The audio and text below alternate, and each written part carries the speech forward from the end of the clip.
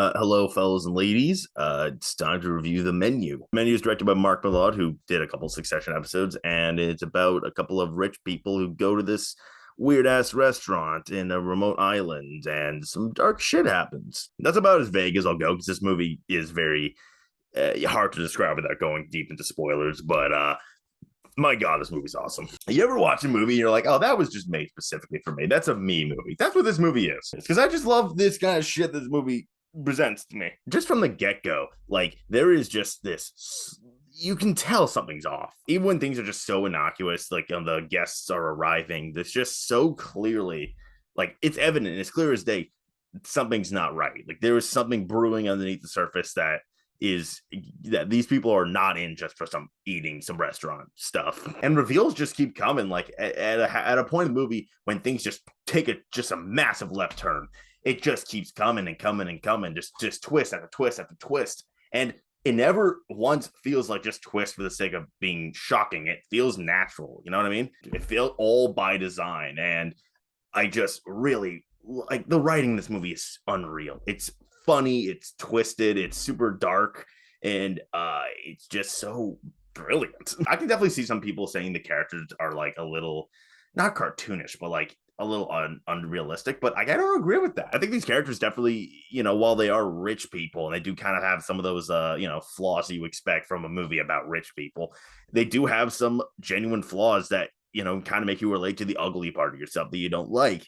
For me, it's a lot because I'm a very bad person. I also think the cast is really good. I mean, Anya Taylor-Joy is the literal love of my life, and she's just a great lead here. She's super easy to grab onto instantly, and you just kind of feel her as like probably the most level-headed person in the restaurant. We learned some stuff about her along the way, and she plays that off all very beautifully. I love how Nicholas Hoult has just kind of been typecast as this like just doofus, just complete moron in every movie, and he plays it here with this pretentiousness that I just love so much. Hong Chow is hilarious in this movie. She is like this weird mysterious figure who's just also just so obsessed with the guy who owns the restaurant named Julian Slowick, played by Ralph Fiennes, who I'll be talking about in a second. But yeah, she's just really funny, and I think I love Hong Chow in general. She's having a dope year, and she's fantastic in this. But Ralph Fiennes is kind of like the big show stealer in this movie. He plays the main chef guy, Julian Slowick, and he just plays it with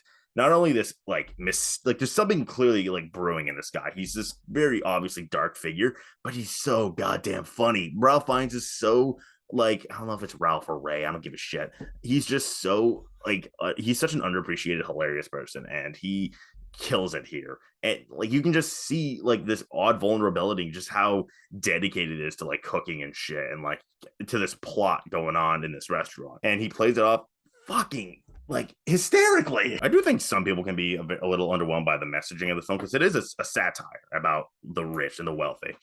And, I don't think any of its messaging is like super new to an extent. I do think that the ending kind of exemplifies the wrongs on both sides. Because this movie also lampoons high dining and like haute cuisine and like how pretentious they can be, and like to the point where like there's some really funny shit like one of the dishes is just a plate with like a couple of gels that you eat, and it's like, what? I do like one of the bits during the gel moment where like one of the guests criticizes one of the gels, and she just keeps getting a giant ass bowl of it.